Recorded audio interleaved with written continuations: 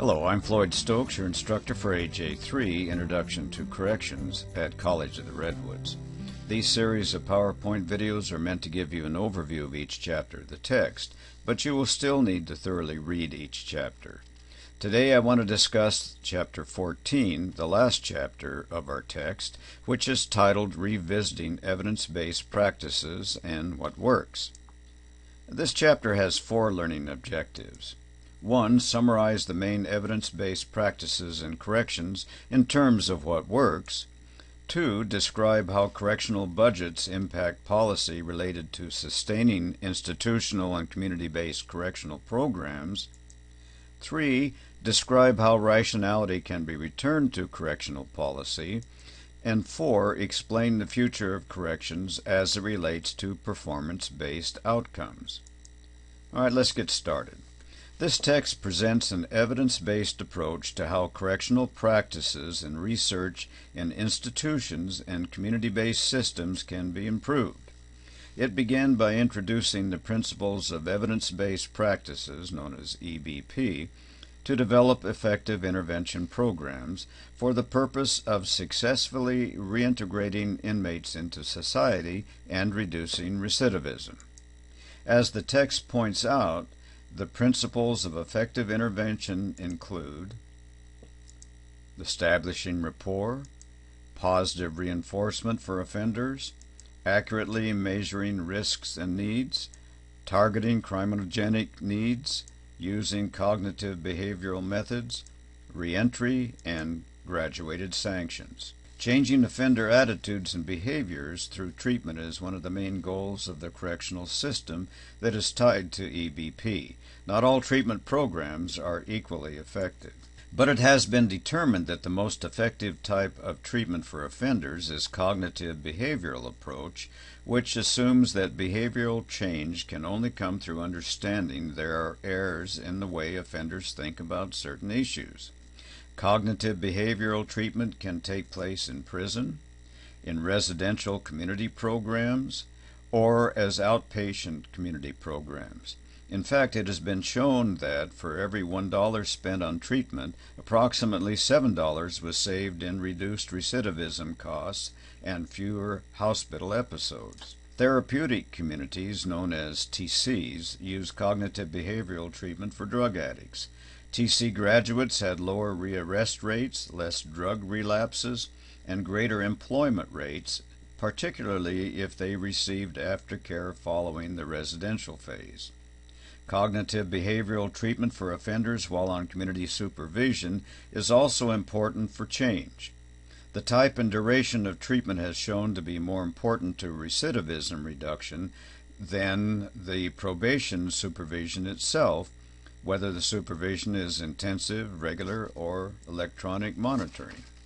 Also, the text points out on page 247 that probation supervision is effective in the community, especially for women, and prison and more intensive correctional interventions are reserved for those individuals who pose the highest risk to public safety, while community-based options are more effective for lower-risk offenders. Also, offenders learning new skills while incarcerated, such as increasing education levels and employment skills, is important to help with reentry. Now that we have a clearer idea of what correctional interventions work and what does not work, a prudent step is to factor in the idea of getting the biggest crime reduction benefit for the cost to administer the program. We begin with figuring the costs of incarceration, which are rough estimates. Take a look at the pie chart at the bottom of page 248. First of all, nearly 2/3 of the state's prison budget is spent on staff salaries, wages, and benefits. The most costly expense outside of salaries and benefits is prisoner health care at about 12%. Of course, the costs of incarceration vary widely according to the cost of living in an area and the security level of the prison. Prison construction and remodeling is a capital expenditure, and it is a small part, only 4% of overall correctional budgets in most states. Even so, the estimated cost of building one maximum security prison cell is over $110,000. Based on the most recent research, the entire criminal justice system, that's police, courts, and corrections combined, comprised about 7% of all state and local government spending, which is about the same amount spent on health care and hospitals. In this age of uncertain budgets and economic shortfalls, estimating the costs and benefits of reduced crime from these programs is as important to implementing what works as it is to deciding which programs should be funded. Rationality.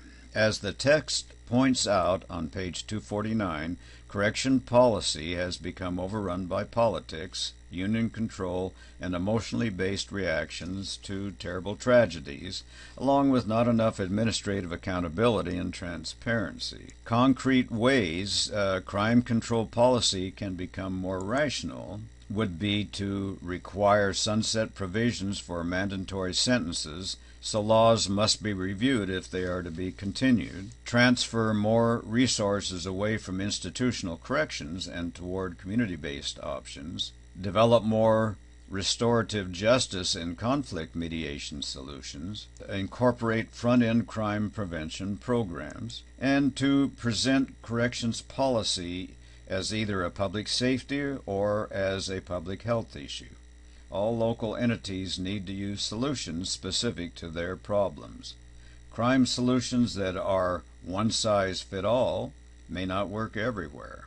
In short, we need to move away from the political arena and into professionalizing key decision-making positions. And we need to examine the broader effects of our decisions on the justice system and on communities outside the system. We need to reinvest dollars saved on incarceration into social service programs in low-income communities.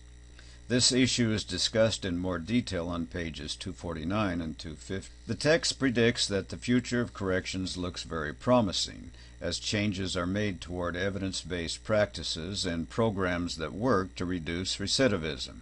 No longer will programs be funded solely on the number of persons incarcerated or on the caseload sizes on probation. The text explains the following three terms on pages 250 and 251. Performance-based measures system, which is a web-based database that allows users to analyze their own institutional environment and compare to other states using standardized measures. Gotcha game, a style of offender supervision where the officer is less interested in helping the offender succeed and is more interested in tracking failures and acting on rule violations. As a result, the officer has a high turnover of cases. And Association of State Correctional Administrators, ASCA, which is a national organization for State Department of Corrections directors that seeks to educate top administrators on broad correctional issues and to influence correctional policy. Going to the future, performance-based measures that can be shown will receive funding. Community service officers will need to be concerned with helping offenders, not playing gotcha games. Parole boards and judges will need to agree to progressive sanction models over automatic jail or prison revocations. Justice reinvestment, which is the reallocating of money saved from the decreasing population of institutions back to the communities and the programs established there, will need to happen. Future correctional budgets will fund programs that work, and they will base funding on whether the system can achieve outcomes such as recidivism reduction and accounting for victim restitution and community service completion. This will necessitate transparency and access to centralized data. Finally, take a look at Table 14.4 on page 251, which shows performance standards for corrections. All right, to summarize this chapter, there are many principles of effective intervention. Prison is only for those who pose the highest risk to public safety, while community-based options are more effective for lower-risk offenders. Using professional judgment, not political agendas, to examine the broader effect of decisions on the justice system. Reinvestment of money saved on incarceration in social service programs in low-income communities. Estimation of costs and benefits of reduced crime is as important to implementation of what works as is deciding what programs to fund. And finally, transparency will be a key in future funding and achievement of correctional outcomes. Before I close, be sure to read page 252 of the text that discusses the case Arizona's Getting Ready program. Does a parallel universe work? Well, that's it for now. We'll see you in class.